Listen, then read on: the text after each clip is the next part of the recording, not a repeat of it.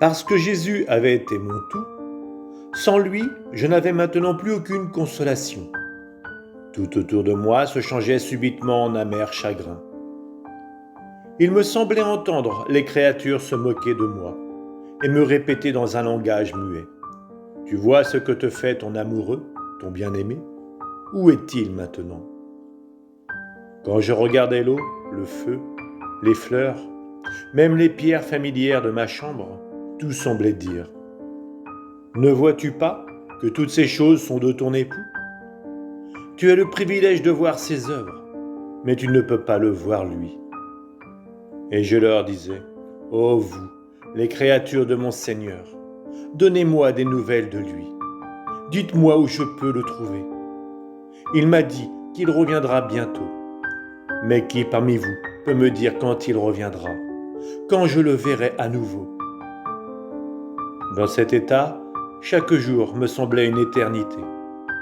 Les nuits étaient des veilles sans fin. Les heures et les minutes étaient comme des siècles et ne m'amenaient que des désolations. Je me sentais sur le point de m'effondrer. Mon cœur et ma respiration s'arrêtaient et je me sentais parfois comme si tout mon être était gelé, envahi par une sensation de mort. Les membres de ma famille remarquèrent que ça n'allait pas. Ils en parlaient beaucoup entre eux et attribuaient ma souffrance à une maladie physique. Ils insistaient pour que je rencontre le médecin. Cela se fit, mais ne m'apporta aucun bien.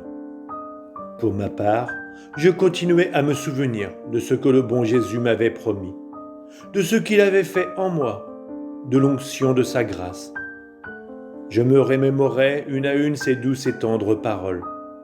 Je me rappelais aussi ses réprimandes paternelles pour me rappeler au devoir de l'aimer. Mon âme sait qu'elle est incapable de faire quoi que ce soit sans Jésus et que tout lui est dû. Il est le vrai directeur spirituel qui enseigne à mon âme comment rester humble et abandonné à travers la prière, la Sainte Communion et les visites au Saint-Sacrement. Par elle-même, l'âme n'est capable de rien, elle doit tout à Jésus. Ne pas reconnaître que tout ce qui a été accompli en moi est redevable à la surabondance des grâces du Seigneur serait pure fourberie de ma part. Sans ses grâces et sa lumière, en effet, je n'aurais rien fait de bien que du mal. Qui d'autre que mon aimable Jésus m'a éloigné des frivolités du monde? Qui a suscité en moi le désir si fort de faire une neuvaine pour Noël, avec 9 méditations par jour, portant sur l'incarnation de Jésus, lesquelles m'ont apporté du ciel tant de grâce et de lumière surnaturelle? Quelle était cette voix intérieure qui me prévenait que je n'aurais aucun répit ni aucune paix si je ne faisais pas ce que Jésus me demandait?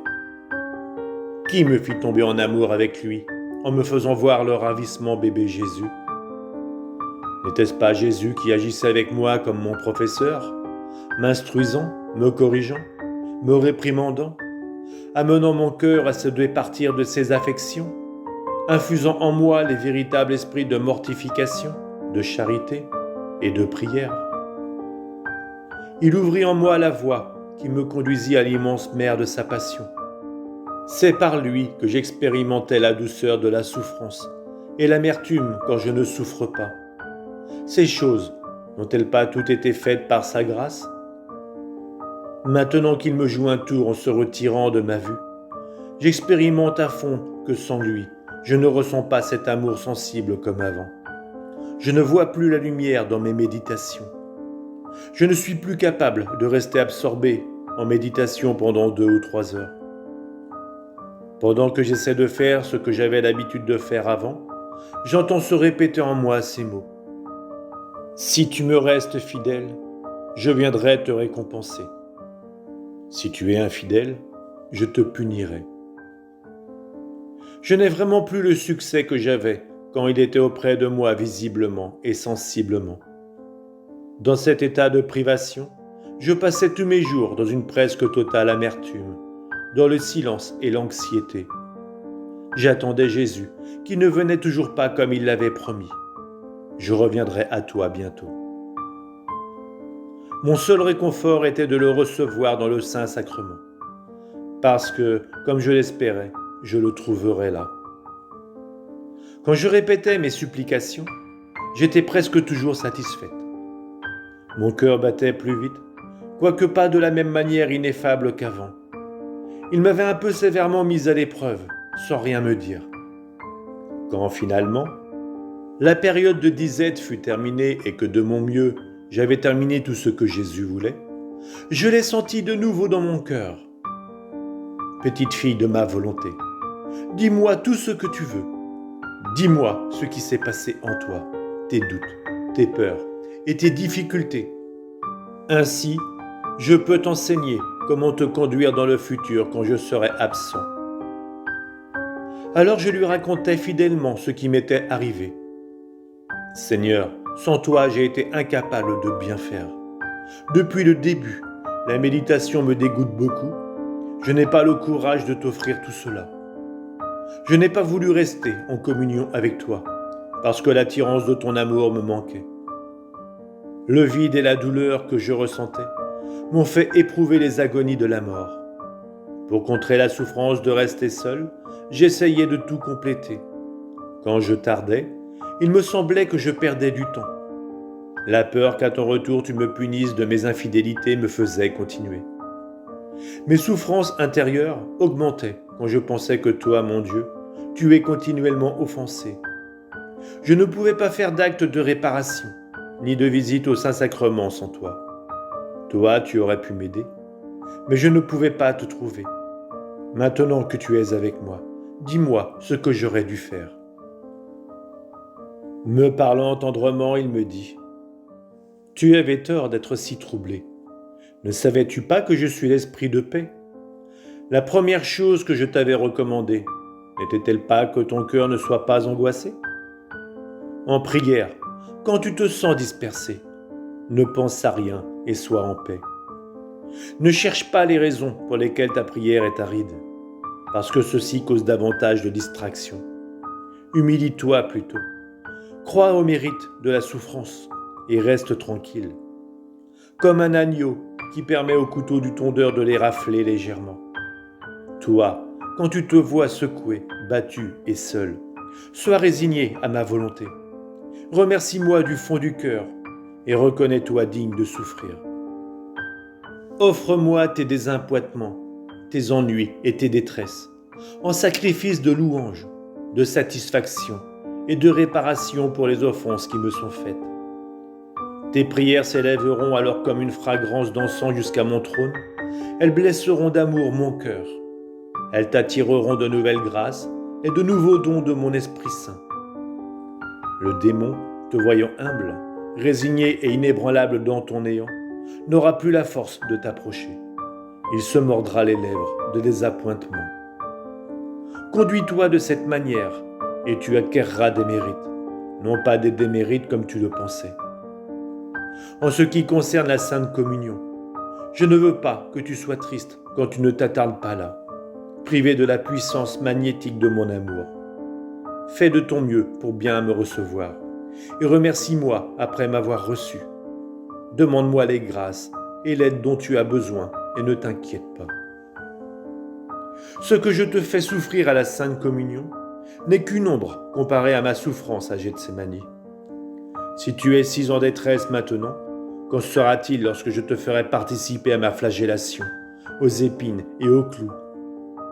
Je te dis ceci parce que les pensées que je te donne actuellement, concernant des souffrances majeures, pourront te donner plus de courage dans les souffrances mineures.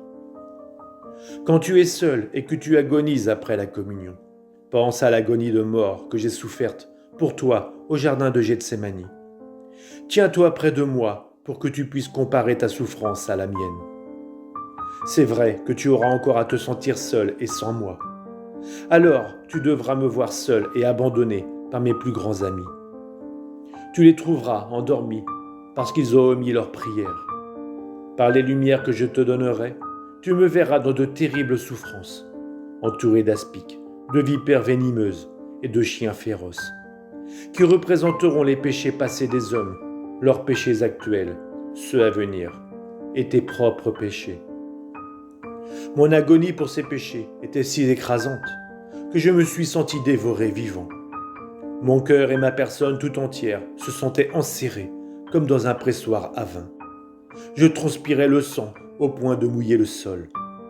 Et ajoute à tout ceci l'abandon de mon père.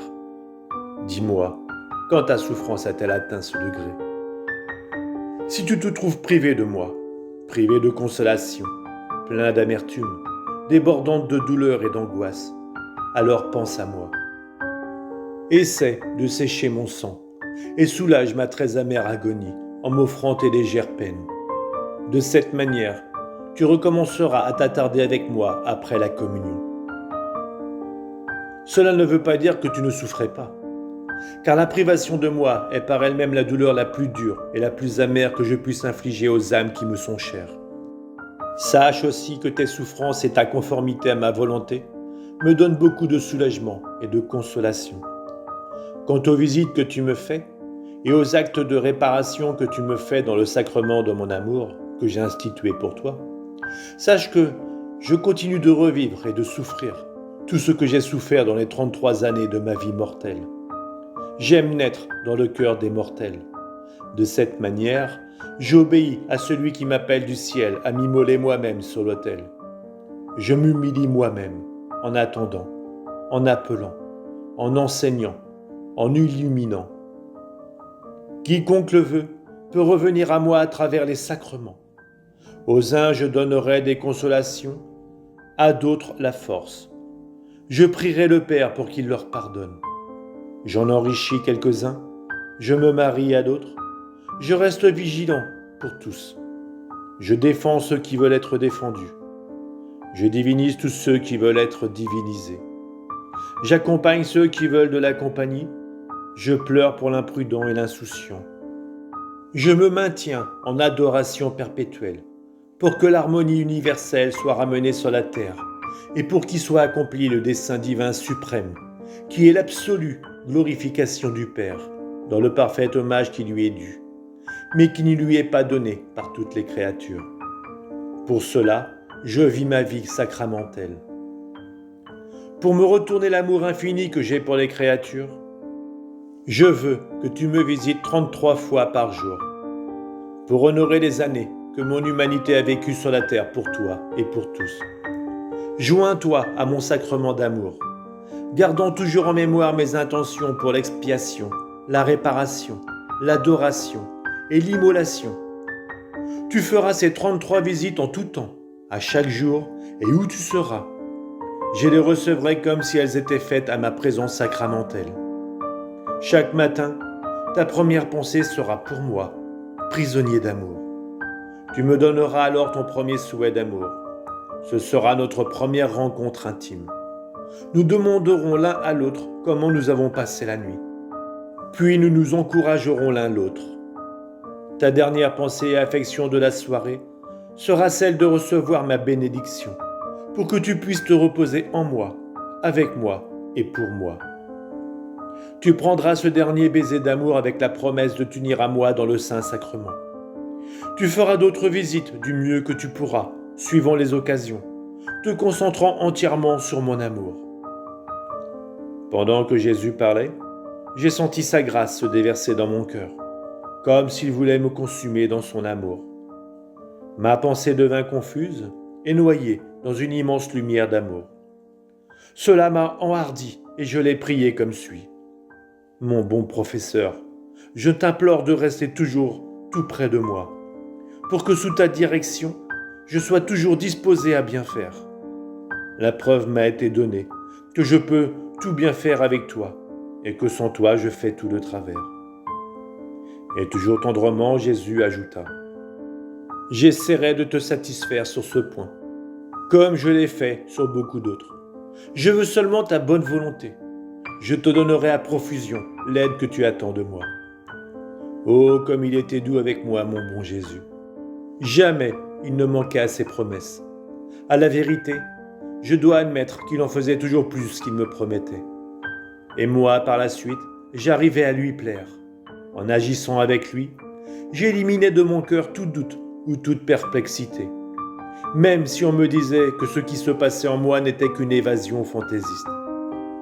Les jours que j'avais passés sans Jésus, je n'arrivais même pas à une bonne pensée. J'étais incapable de dire un seul mot en esprit de charité. Je n'avais pas de bons sentiments pour quiconque.